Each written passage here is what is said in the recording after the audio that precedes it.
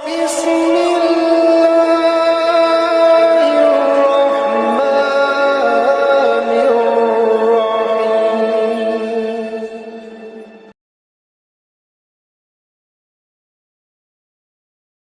الرحيم. بسم اللہ الرحمن الرحیم وبہ نستعین وصلی اللہ علی حبیبہ سیدنا و مولانا محمد وعلی آلہ وصحبہ اجمعین.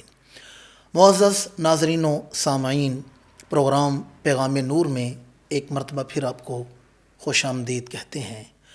ناظرین کرام، 3 رمضان المبارک سیدہ کائنات، مخدومہ کائنات، ام السادات، بانو حیدر کرار، اقلیم حیا کی شہزادی، ملکہ ممکنات، عزت نواز، رفت معاب، حضرت بی بی سیدہ خاتون جنت، سیدہ نساء العالمین، حضرت بی بی سیدہ فاطمہ الزہرا رضی اللہ تعالی عنہا، آپ کا یوم وصال ہے. سیدہ پاک کے جو اہل اسلام پر احسانات ہیں اور سیدہ پاک کی جو دعاؤں کے سائبان آج بھی ہمیں عذاب الہی سے بچائے ہوئے ہیں، اور بالخصوص اہل اسلام پر آپ کے جو احسانات ہیں وہ بے پایاں ہیں. اس لیے یہ ممکن نہیں کہ آپ کا یوم وصال ہو اور اہل ایمان آپ کو خراج تحسین، ایصال ثواب، ہدیہ تحسین نہ پیش کریں. حضرت سیدہ پاک کے دیگر احسانات تو بے پایاں ہیں، لیکن میں یہ سمجھتا ہوں کہ سیدہ پاک کا یہی بہت بڑا احسان ہے کہ آپ نے حسن جیسا بیٹا اسلام کو عطا کیا ہے. آپ نے حسین جیسا بیٹا اسلام کو عطا کیا ہے. آپ نے حسنین کریمین، نجیرین، طیبین، طاہرین جیسے بیٹے اسلام کو عطا فرمائے ہیں. آج کی اس نشست میں ہم سیدہ پاک کی بارگاہ میں خراج تحسین پیش کریں گے کہ ام السادات سیدہ نساء العالمین، سیدہ خاتون جنت کا مقام و مرتبہ اور ان کی عز و شان، ان کے حسن مراتب، یہ تو بے پایاں اور انتہائی تحقیق طلب اور انتہائی وسیع مضمون ہے. ہم چند گھڑیاں اپنی بخشش کا ساماں کرتے ہوئے سیدہ پاک کی خدمت میں خراج تحسین پیش کرتے ہیں. سیدہ پاک ہمارے آقا کریم صلی اللہ علیہ وآلہ وسلم کی چوتھی صاحبزادی ہیں. ہمارے آقا کریم کو اللہ کریم نے جو اولاد عطا فرمائی ان کی تعداد 7 ہے. 4 صاحبزادیاں ہیں اور 3 صاحبزادے ہیں، اور چاروں بنات رسول، عصمت زادیاں، نبی زادیاں، عزت و عظمت والی ہیں.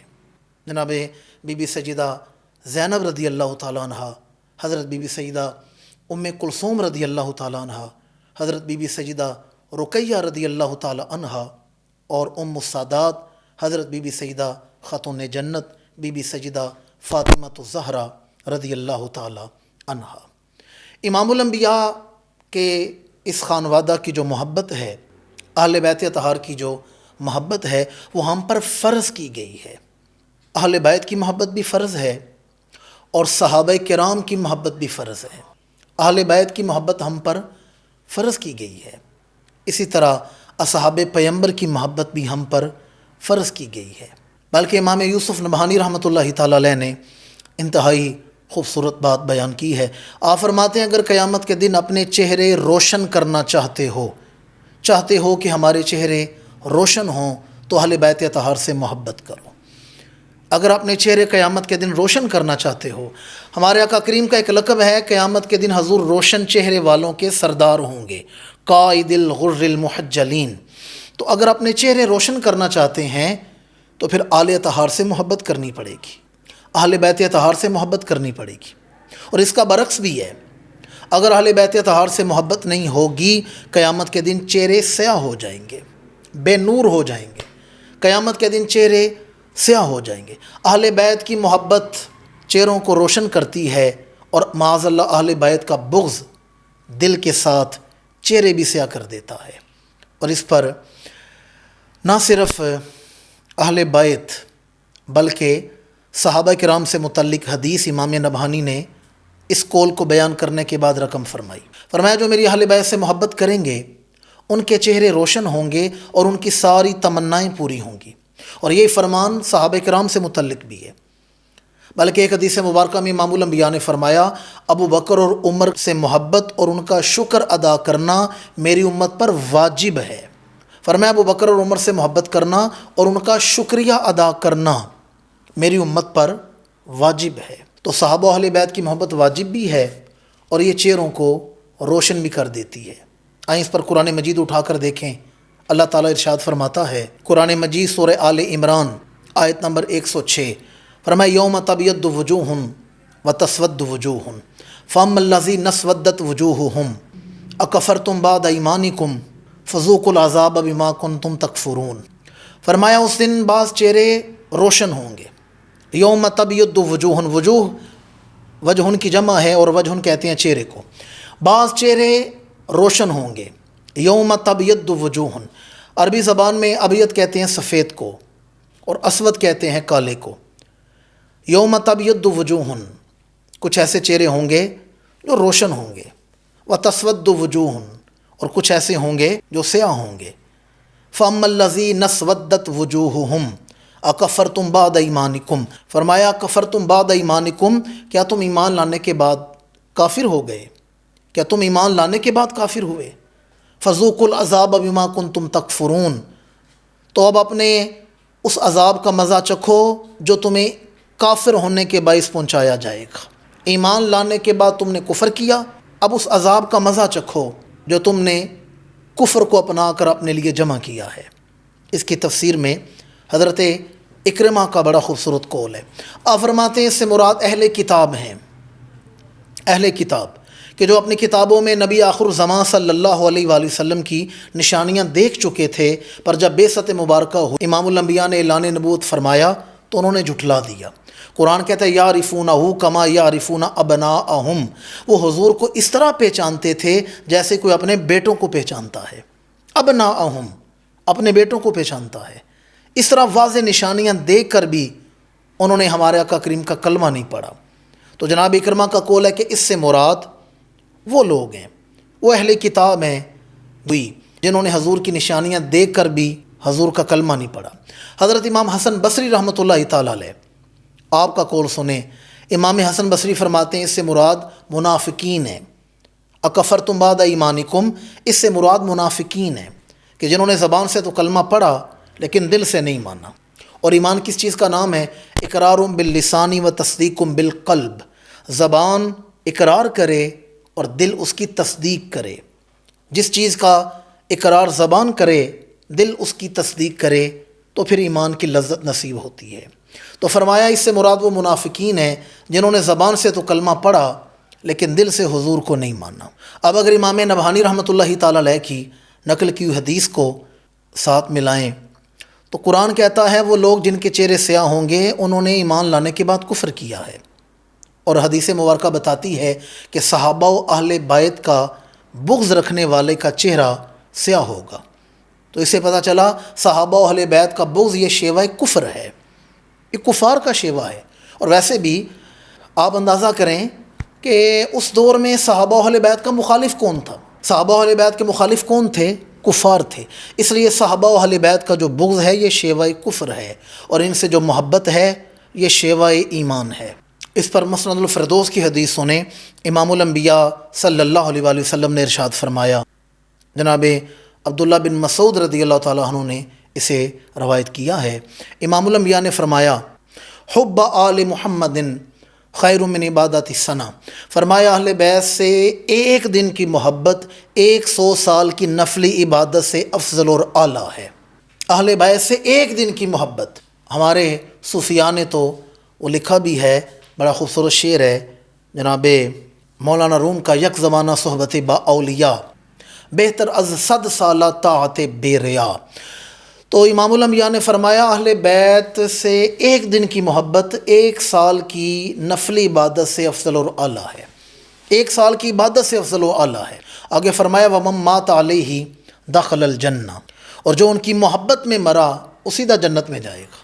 جسے موت اس عالم میں آئی کہ وہ اہل بیت سے محبت رکھتا تھا، سیدھا جنت میں جائے گا۔ اور مسند فردوس سے ہی ایک اور حدیث آپ تک پہنچانے لگا ہوں۔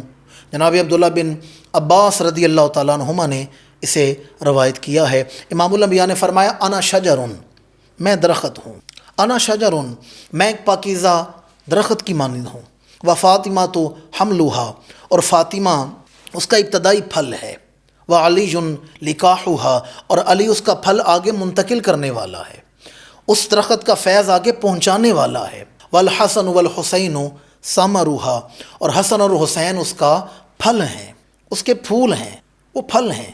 آگے فرمایا والمحبون اہل البیت ورقوہا، اور میری اہل بیت سے محبت کرنے والے اس درخت کے پتوں کی مانند ہیں، ورقوہا، اس درخت کے پتوں کی مانند ہیں۔ آگے فرمایا ہم فی الجنتی حقا حقا، فرمایا وہ سارے جنتی ہیں اور یہ حق ہے، حق ہے، یعنی ضرور بھی ضرور جنتی ہیں۔ ہم فی الجنتی حقا حقا، ضرور بھی ضرور وہ جنت میں جائیں گے۔ یہ بات حق ہے، حق ہے کہ اہل بیت سے محبت کرنے والے انشاءاللہ جنت میں جائیں گے۔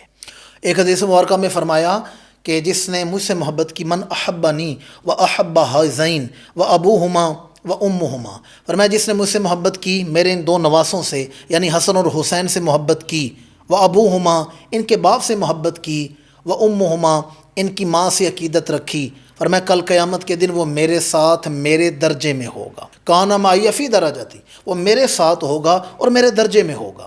اس سے مراد یہ ہے کہ امام الانبیاء اپنے درجہ میں ہوں گے تو ختم نبوت کے تاجدار بن کے رہیں گے، اور اہل بیت سے محبت کرنے والے وہاں حضور کی خدمت میں رہیں گے۔ وہ خوش نصیب ہوں گے جنہیں جنت میں بھی قرب رسول کی برکتیں نصیب ہوں گی۔ اگر محبت و فضائل اہل بیت ہی بیان کیے جائیں تو یاد رکھیں محدثین نے پورے باب باندھے ہیں۔ 1400 سال سے امت کے علماء، امت کے فقہاء، امت کے مفسرین، محدثین، شارحین، مورخین، مترجمین اور بڑے بڑے فصحاء اہل بیت کی محبت کو بیان کر رہے ہیں، کتابیں لکھ رہے ہیں، اور کوئی بھی یہ دعویٰ نہیں کر سکتا کہ اس مقام پر اہل بیت کی محبت کو بیان کرنے کا حق ادا کر دیا گیا ہے۔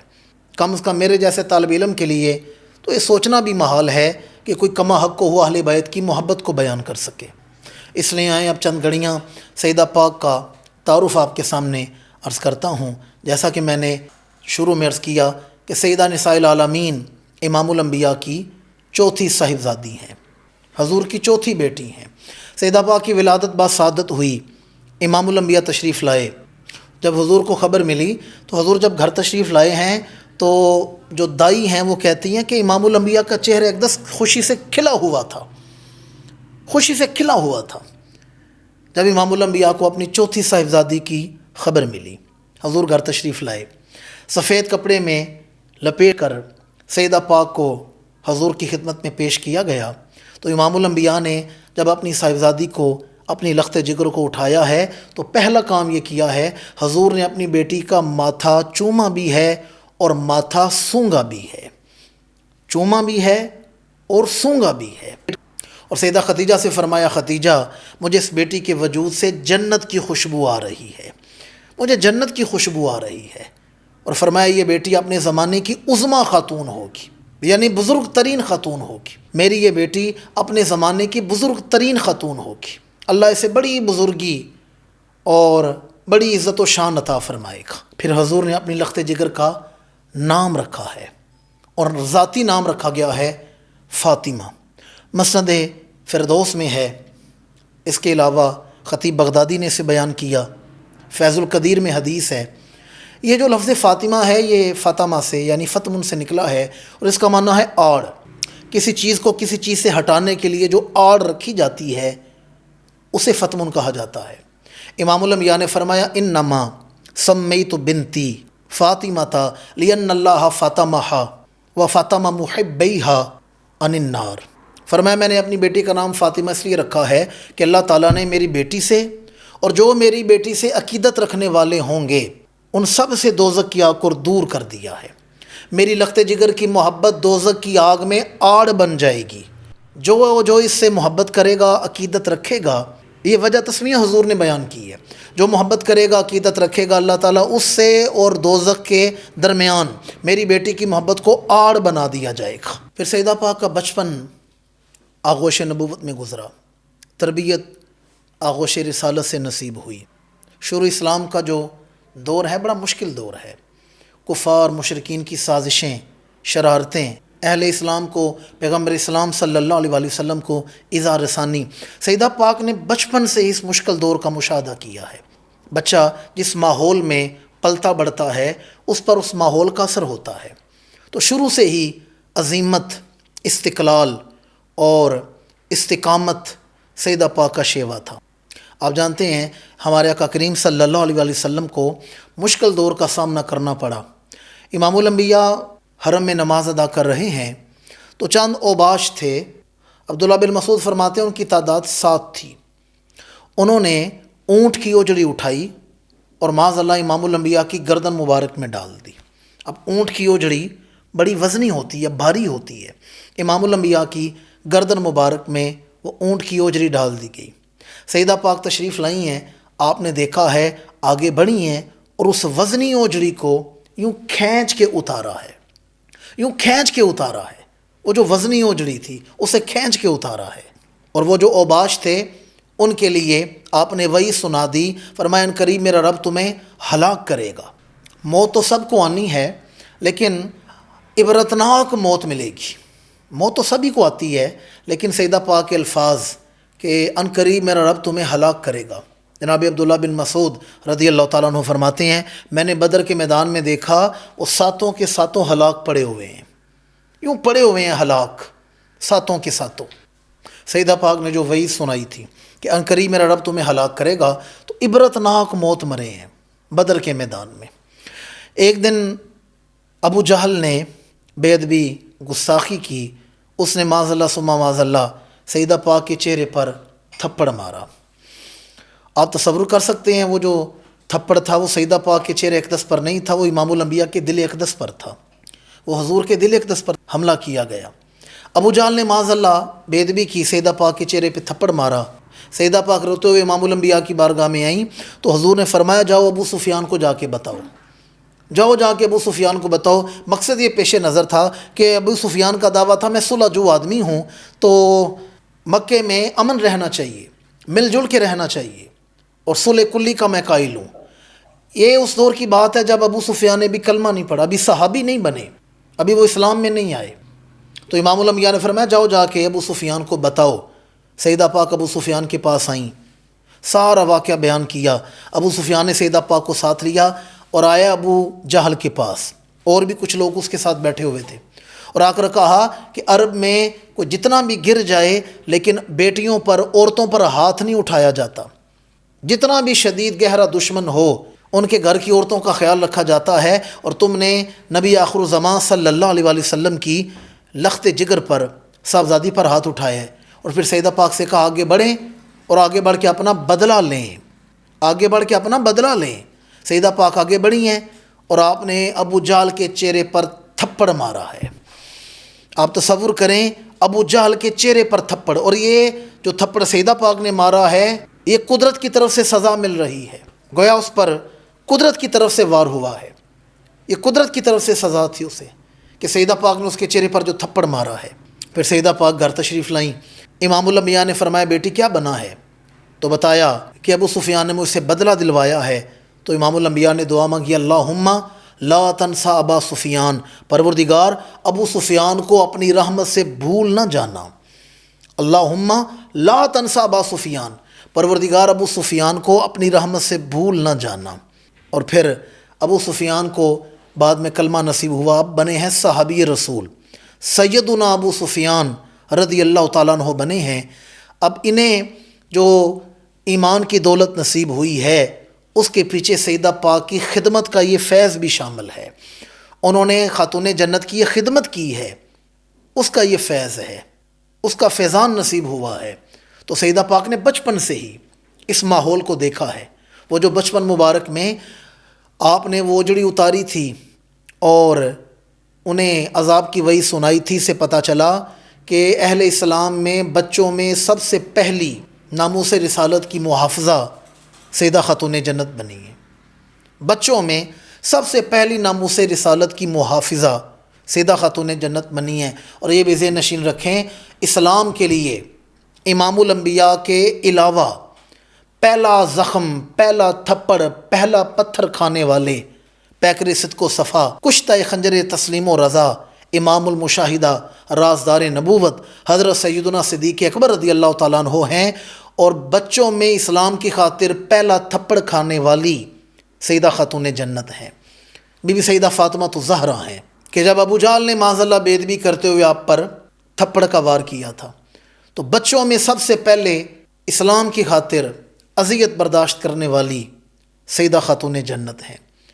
پھر سیدہ خاتون جنت حیا کی پیکر ہیں، اقلیم حیا کی شہزادی ہیں، اور آپ کا کردار، آپ کی سیرت ہماری بہنوں بیٹیوں کے لیے صبح قیامت تک مشعل راہ ہے، ایک راہ نور ہے آپ کی شخصیت، آپ کا کردار۔ پھر سیدہ پاک کا نکاح مبارک، یہ تو ایک طویل اور مکمل الگ مضمون ہے، ایک مکمل الگ سے مضمون ہے جو سیدہ پاک کا نکاح مبارک ہوا۔ عرب میں بڑے بڑے حسب اور نسب والے اس بات کے خواہاں تھے کہ امام الانبیاء سے ہمارا رشتہ مصاہرت قائم ہو، ہم امام الانبیاء سے رشتہ داری کریں، اور یہ خواہش حضور حیدر کرار تاجدار عطا حضرت علی شیر خدا کرم اللہ تعالی وجہ الکریم کی دل اقدس میں بھی تھی، لیکن آپ جھجکتے تھے، شرماتے تھے۔ جناب سعد بن معاذ رضی اللہ تعالیٰ عنہ، سعد بن معاذ رضی اللہ تعالیٰ عنہ، آپ کو خبر ملی، آپ نے امام الانبیاء سے جا کر کہا یا رسول اللہ، علی اس بات کے خواہش مند ہیں کہ وہ آپ کے داماد بنیں، علی اس بات کے خواہش مند ہیں۔ امام الانبیاء نے جب وہ رشتہ طے کیا تو خاتون جنت کو بلایا ہے، حضور نے اپنی بیٹی کو بلایا ہے، اور یہ عرب کا وہ معاشرہ ہے جس معاشرے میں بیٹیوں کو معاذ اللہ باعث شرمندگی اور معاذ اللہ باعث لعنت سمجھا جاتا تھا۔ اس معاشرے میں امام الانبیاء نے اپنی لخت جگر کو بلا کر حضور نے خاتون جنت کی رائے پوچھی ہے، اور جو الفاظ ہیں وہ الفاظ سننے والے ہیں۔ امام الانبیاء نے خاتون جنت سے فرمایا، فقد انکحتک احب الی اہل البیت، احب اہل البیت الی، فرمایا بیٹی میں نے تیرا رشتہ اس کے ساتھ طے کیا ہے جو مجھے اپنی اہل بیت میں سب سے پیارا ہے، جو مجھے میری اہل بیت میں سب سے بڑھ کے پیارا ہے، اس کے ساتھ میں نے آپ کا رشتہ طے کیا ہے، جو مجھے میرے اہل بیت میں سب سے بڑھ کے پیارا ہے۔ احب اہل البیت الی، جو مجھے سب سے پیارا ہے اس کے ساتھ میں نے آپ کا رشتہ طے کیا ہے۔ اور پھر فرمایا، اما تردینا ان اللہ اختار من اہل الارض رجلین، فرمایا بیٹی کیا تو اس بات پہ راضی نہیں کہ اللہ کے نزدیک روح ارض پر، من اہل الارض، اہل زمین میں جو بڑے معزز ترین تھے، جو سب سے معزز تھے، اللہ نے ان کے رشتے تیرے ساتھ ایسے قائم کیے ہیں کہ ایک آپ کے والد بنے ہیں، احدکما ابا کا، ایک آپ کے والد بنے ہیں، وآخرہما بعلت، اور دوسرے آپ کے شوہر بنے ہیں۔ فرمایا اللہ کے نزدیک اہل ارض میں، اہل زمین میں جو معزز ترین تھے، ان میں سے ایک آپ کے والد بنائے گئے ہیں، دوسرے آپ کے شوہر بنائے گئے ہیں۔ یہ مقام بھی سیدہ خاتون جنت کو ہی حاصل ہے۔ علامہ محب الدین طبری رحمۃ اللہ تعالیٰ علیہ نے الریاض النظر فی مناقب العشرہ میں اس حدیث کو بیان کیا ہے، اور ذخائر العقبہ فی مناقب ذوی القربہ اس میں بھی اس حدیث پاک کو بیان کیا ہے۔ حضرت انس رضی اللہ تعالیٰ عنہ اس کے راوی ہیں۔ ان انس رضی اللہ تعالیٰ عنہ قال بینما رسول اللہ صلی اللہ علیہ وآلہ وسلم فی المسجد، فرمایا امام الانبیاء ہمارے ساتھ مسجد میں جلوہ گر تھے، حضور مسجد میں تشریف فرما تھے۔ اذ قال علی علی جی ھذا جبریل، جب حضور حضرت علی شیر خدا سے کہہ رہے تھے، علی دیکھو یہ جبریل میرے پاس ہے، دیکھو یہ جبریل کھڑا ہے، اور کیوں کھڑا ہے؟ یخبرنی ان اللہ عز وجل زوجک فاطمہ واشہد علی تزویجک 40,000 ملکن، فرمایا کہ یہ جبریل میرے پاس کھڑا ہے، اس نے مجھے خبر دی ہے کہ اللہ نے آپ کا اور خاتون جنت کا رشتہ جنت میں طے فرمایا ہے۔ ان اللہ عز وجل زوجک فاطمہ، آپ کا جو رشتہ ہے وہ خاتون جنت کے ساتھ جنت میں طے فرمایا ہے، جنت میں طے کیا گیا ہے۔ واشہد علی تزویجک 40,000 ملکن، جس میں 40,000 فرشتے بطور گواہ شامل ہوئے ہیں۔ 40,000 فرشتے بطور گواہ شامل ہوئے ہیں۔ فرمایا جب وہ محفل منعقد ہو رہی تھی تو شجر طوبہ جو 40,000 فرشتے گواہ تھے اس نشست میں جو شامل تھے، اس تقریب میں جو شامل تھے، ان پر قیمتی یاقوت نچھاور کر رہا تھا شجر طوبہ، اور موٹی آنکھوں والی حوروں نے ان موتیوں کو، ان ہیروں کو، جواہرات کو، ان یاقوت کو اطواق میں اٹھا لیا ہے، اور پھر بعد میں وہ فرشتوں میں تقسیم کیے گئے۔ قیامت تک وہ فرشتے، وہ ہیرے، موتی، جواہرات اس رشتہ محبت کی خوشی میں ایک دوسرے کو تحفے میں دیتے رہیں گے۔ فرمایا وہ رشتہ جو جنت میں منعقد کیا گیا، وہ تقریب رشتہ جو جنت میں منعقد کی گئی، اس میں جو فرشتے شامل ہوئے ہیں، ان پر جو شجر طوبہ نے قیمتی موتی، یاقوت برسائے ہیں، انہیں حوروں نے تھالوں میں اٹھا لیا ہے اور وہ فرشتوں میں بانٹے گئے ہیں، جنہیں قیامت تک وہ ایک دوسرے کو تحفے میں دیتے رہیں گے۔ ناظرین کرام، میں یہاں پر آپ کی تھوڑی سی توجہ کا طالب ہوں۔ ہمارے ہاں تقریب نکاح ہو، اعلیٰ سے اعلیٰ سٹیٹس کی شادی ہو، اور لیوش قسم کے کھانے ہوں، اور بے شمار اخراجات کر کے نکاح یا شادی کی جائے، تو اس کی خوشی کتنے دن منائی جاتی ہے؟ 1 ہفتہ، 1 مہینہ۔ ہمارے ہاں دیکھا جاتا ہے کہ شادی یا نکاح کے موقع پر پھول اور پتیاں برسائے جاتے ہیں۔ آج کل تو وہ کو پٹاخہ سا پھوڑا جاتا ہے جس سے مصنوعی پتیاں گرتی ہیں، وہ خوشی منائی جاتی ہے۔ بعض جگہوں پر ہم نے دیکھا ہے، یہ پشاور یا KPK کی طرف تو بم پھوڑا جاتا ہے، جو اعلان ہوتا ہے کہ نکاح ہو گیا ہے۔ بعض جگہ اسلحہ چلایا جاتا ہے، تو پتیاں برسائی جاتی ہیں، پھول نچھاور کیے جاتے ہیں۔ لیکن یہ وہ ہیں کہ جن کے اس رشتے کی خوشی میں جنت میں قیمتی موتی برسائے گئے ہیں۔ اور ہمارے ہاں نکاح کی خوشیاں 1 ہفتہ، 1 مہینہ، اس کے بعد معاذ اللہ محفوظ رکھے، کئی گھروں میں تو اختلافات شروع ہو جاتے ہیں، لیکن خوشی منائی جاتی ہے 1 ہفتہ، چند دن۔ آج جی ماموں کی طرف دعوت پہ جا رہے ہیں، آج پھپھو کی طرف دعوت پہ جا رہے ہیں، آج فلاں رشتہ دار کے ہاں دعوت ہے۔ اس کے بعد بندہ اپنی نارمل زندگی میں مصروف ہو جاتا ہے، نارمل لائف گزارنا شروع کر دیتا ہے۔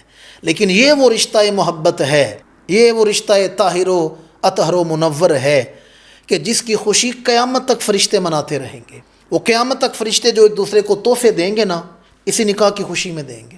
یہ ایسا رشتہ محبت ہے، اور انتہائی قابل فکر بات ہے، وہاں بھی رشتہ جنت میں طے ہوا ہے، اور یہاں جو ظاہری اسباب تھے، جو نکاح مبارک پڑھا گیا ہے، وہ ریاض الجنہ میں پڑھا گیا ہے، وہ ریاض الجنہ میں پڑھا گیا ہے۔ وہاں بھی جنت میں رشتہ طے ہوا ہے، اور یہاں بھی ریاض الجنہ میں تقریب نکاح مقرر ہوئی ہے۔ آج یہ مضمون نہیں، انشاءاللہ ہم اس پر پورا ایک پروگرام کریں گے، سیدہ خاتون جنت کی رخصتی، آپ کی تقریب نکاح۔ بلکہ ایک حدیث مبارکہ میں امام الانبیاء نے فرمایا لا ازوج بناتی، میں نے اپنی کسی بیٹی کا رشتہ طے نہیں کیا، ولیکن اللہ یزوجہن، بلکہ جہاں میرے رب کا حکم تھا میں نے وہاں اپنی بیٹیوں کے رشتے طے کیے ہیں۔ اس حدیث مبارکہ میں 2 باتیں قابل فکر ہیں۔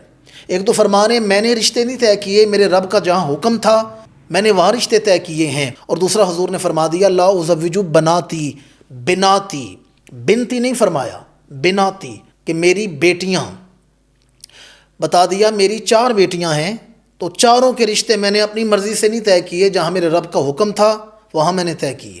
بتا دیا سیدہ زینب کا رشتہ بھی اللہ کے حکم سے ہوا، سیدہ ام کلثوم کا رشتہ بھی اللہ کے حکم سے ہوا، سیدہ رقیہ کا رشتہ بھی اللہ کے حکم سے ہوا، اور سیدہ خاتون جنت کا رشتہ بھی اللہ کے حکم سے ہوا، جہاں میرے رب کا۔ ایک حدیث مبارکہ میں فرمایا میں نے جہاں سے رشتے لیے اور جہاں میں نے رشتے دیے اپنی مرضی سے نہیں، اپنے رب کے حکم پر کیے ہیں۔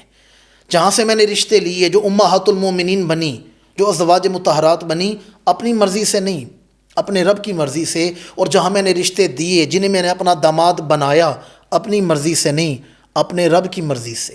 اہل سنت و جماعت حضور کے فیصلوں کو بھی مانتے ہیں، اللہ کے فیصلوں کو بھی مانتے ہیں، تمام ازواج کو بھی مانتے ہیں، اور حضور کے تمام دامادوں کو بھی مانتے ہیں بحمدہ تعالی۔ نکاح کے بعد اس حوالے سے بس ایک فکری پیغام دے کر پھر سیدہ پاک کے وصال کے حوالے سے 2-3 معروضات عرض کروں گا۔ نکاح کے بعد حضور حیدر کرار حضرت علی شیر خدا کرم اللہ تعالی وجہ الکریم فرماتے ہیں، یہ حدیث مبارکہ طبرانی المعجم الاوسط میں ہے، مجمع الزوائد میں ہے، البیان والتعریف میں ہے، اور اس کے علاوہ فیض القدیر میں ہے۔ اس سے ملتی جلتی ایک حدیث مسند امام احمد بن حنبل میں بھی ہے۔ حضور حیدر کرار حضرت علی شیر خدا فرماتے ہیں کہ امام الانبیاء ہمارے ہاں تشریف لائے تو حضور ہمارے درمیان میں جلوہ فراز ہوئے، میں اور خاتون جنت تھے، درمیان میں حضور تشریف فرما ہوئے۔ پھر حضور نے پانی منگوایا، اس پر دم فرمایا اور پانی ہمیں پلایا بھی اور ہمارے وجودوں پر چھڑکا بھی، اور ہمارے لیے برکت کی دعا مانگی، سال نسل کی دعا مانگی۔ تو حضور حیدر کرار فرماتے ہیں چونکہ گھر کا ماحول ہے تو آپ نے حسن لطافت کی حد کر دی۔ حضرت علی شیر خدا نے ایک سوال پوچھا، عرض کہ یا رسول اللہ یہ ارشاد فرمائیں آپ کو خاتون جنت سے زیادہ محبت ہے یا مجھ سے زیادہ محبت ہے؟ آپ سوال کا جواب بعد میں سنیں، پہلے سوال کا مزہ لیں۔ وہ کیا ماحول ہوگا؟ جیسے اولاد اپنے باپ سے کہتی یا والد سے کہتی ابا جی آپ کو مجھ سے محبت ہے یا میرے بھائی سے محبت ہے، مجھ سے زیادہ محبت ہے یا فلاں سے زیادہ محبت ہے؟ ذرا وہ ماحول تو دیکھیں کس قدر لطافت والا ماحول تھا، کس قدر لطافت والا ماحول تھا۔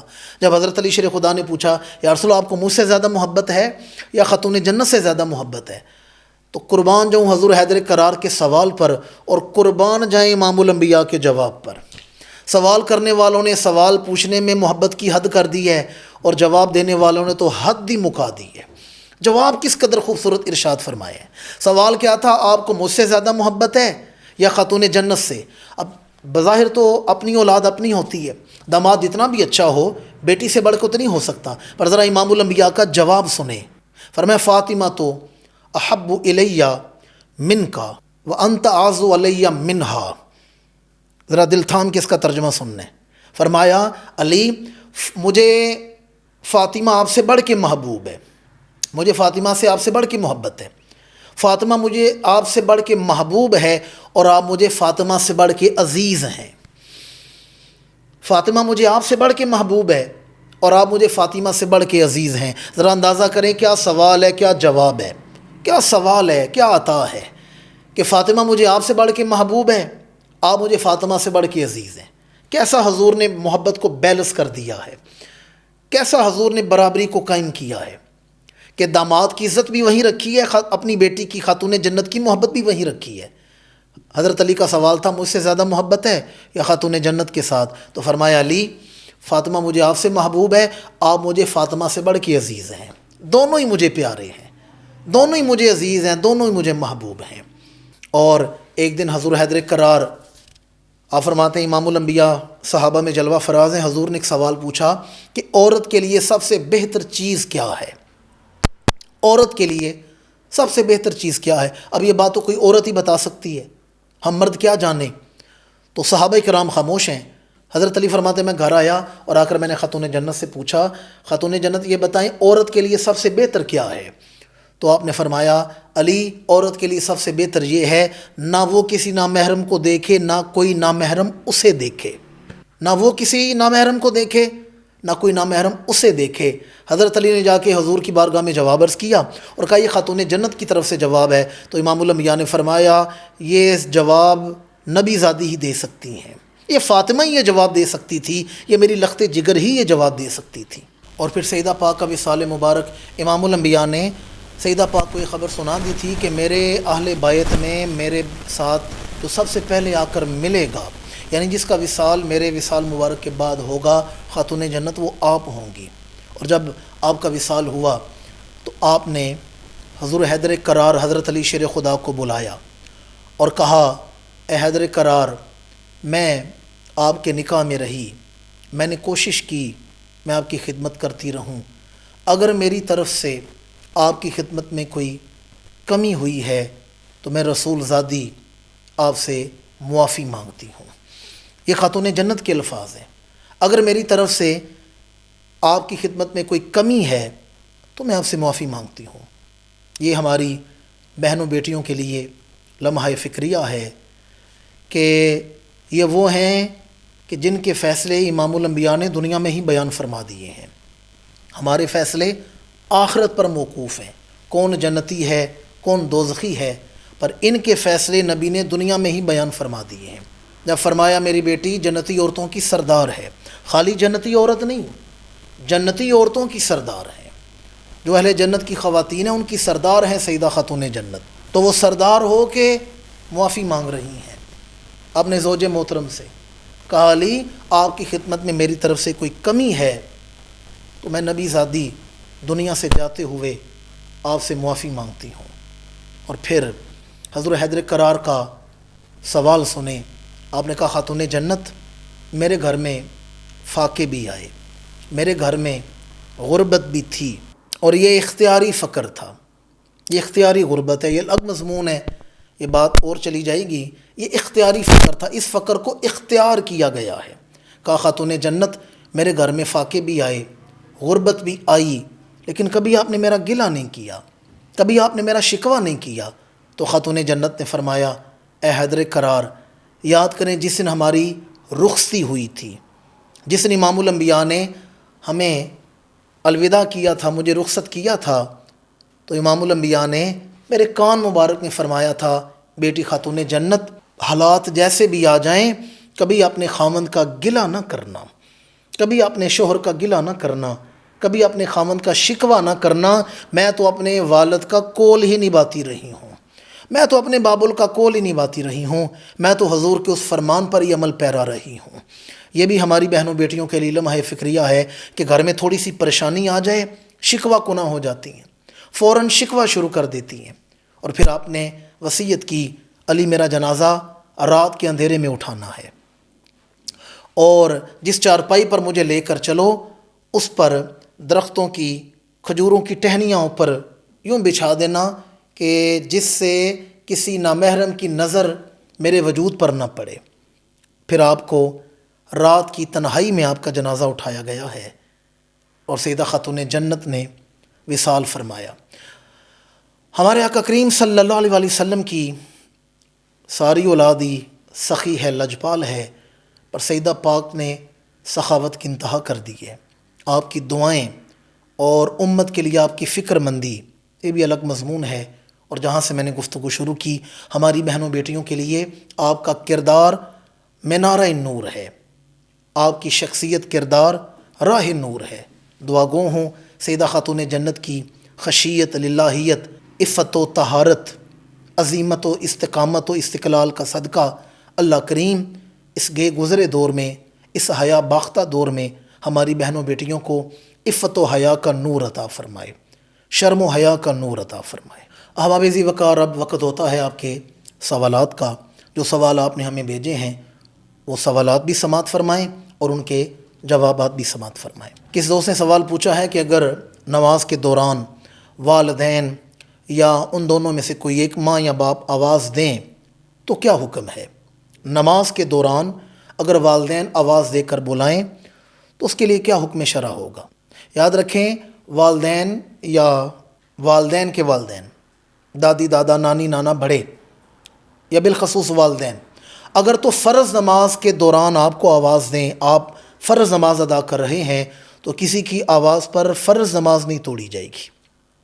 اگر آپ فرض نماز ادا کر رہے ہیں تو پھر آپ فرض نماز نہیں توڑیں گے والدین پر یا کسی کی آواز پر۔ لیکن اگر بلانے والا کسی بڑی مصیبت کی وجہ سے بلا رہا ہے، خدا نہ خواستہ کسی ایمرجنسی کی وجہ سے بلا رہا ہے، تو پھر نماز توڑی جا سکتی ہے۔ اگر کسی بڑی مصیبت یا ایمرجنسی میں کوئی آواز دیں والدین تو پھر نماز توڑی جا سکتی ہے۔ اور اگر نفل نماز ہو، نفل نماز، اور والدین کو علم ہو کہ بیٹا نفل نماز پڑھ رہا ہے، پھر وہ آواز دیں تو یہاں بھی معمولی بلانے سے نماز نہیں توڑی جائے گی۔ کوئی معمولی آواز دے نا، پوچھیں کہاں ہو، کیا کر رہے ہو، تو آپ نماز توڑ کے نہیں جائیں گے۔ نفل نماز، اور انہیں علم بھی ہو کہ بیٹا نماز میں ہے، اور اگر انہیں علم نہ ہو اور بیٹا نفلی عبادت کر رہا ہو، نفلی نماز پڑھ رہا ہو، والدین بلائیں، معمولی سا بھی بلائیں تو نماز توڑی جا سکتی ہے۔ تو فرض نماز نہیں توڑی جا سکتی، نفل توڑی جا سکتی ہے، لیکن اس میں بھی کچھ احتیاطیں ہیں جو میں نے آپ کے سامنے بیان کر دی۔ دوسرا کسی دوست نے سوال پوچھا، اور بڑا اہم سوال پوچھا ہے کہ نظر بد سے بچنے کے لیے گاڑی وغیرہ پر جوتا لٹکایا جاتا ہے، نظر بد سے بچنے کے لیے گاڑی پر جوتا لٹکایا جاتا ہے، تو اس کی شریعت میں کیا صورت ہے، اس کے لیے کیا حکم شرع ہوگا، کیا جوتا لٹکانا جائز ہے یا ناجائز ہے؟ تو یاد رکھیں یہ جوتا لٹکانا یہ فضول بات ہے۔ بخاری شریف کی حدیث مبارکہ ہے، امام الانبیاء نظر بد سے بچنے کے لیے دم فرماتے تھے حسنین کریمین کو، اپنے نواسوں کو، جناب سیدنا امام حسن مجتبیٰ اور سیدنا امام حسین امام علی مقام کو حضور دم فرماتے تھے، اور ان الفاظ کے ساتھ، وہ الفاظ بھی میں آپ کو سنا دیتا ہوں، ہو سکے تو انہیں یاد کر لیں۔ اور دم فرمانے کے بعد حضور فرماتے یہ وہ الفاظ ہیں جس سے تمہارے جد امجد یعنی ابراہیم علیہ السلام، جناب اسماعیل علیہ السلام اور جناب اسحاق علیہ السلام کو ان الفاظ کے ساتھ دم کیا کرتے تھے۔ ابراہیم علیہ السلام ان الفاظ کے ساتھ دم کیا کرتے تھے۔ وہ الفاظ کیا تھے؟ اعوذ بکلمات اللہ التامات من کل شیطان و بامہ ومن کل عین لامہ۔ ان الفاظ سے حضور دم فرماتے تھے کہ میں شیطان کے شر سے اور بری نگاہ سے اللہ کی پناہ۔ یہ امام الانبیاء الفاظ تلاوت فرما کر حسنین کریمین کو دم فرماتے تھے، اور ساتھ فرماتے کہ ابراہیم علیہ السلام بھی انہی الفاظ کے ساتھ جناب اسماعیل علیہ السلام اور اسحاق علیہ السلام کو دم فرماتے تھے۔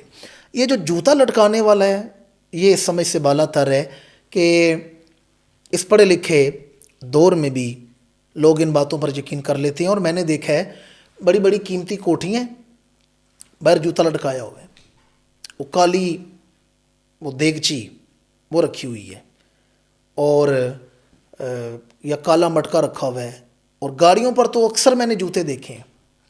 ایسے مجھے بتائیں، اگر جوتا لٹکانا یہ کہتے ہیں جی وہ نظر توڑ ہے، اور یہ عیب والی چیز اس لیے لٹکاتے ہیں ہلکی چیز کہ لوگوں کی نظر ہلکی چیز پر رہے، تو بھاری جو چیز ہے قیمتی چیز ہے اس پر نظر نہ پڑے تاکہ نظر بد اثر نہ کرے۔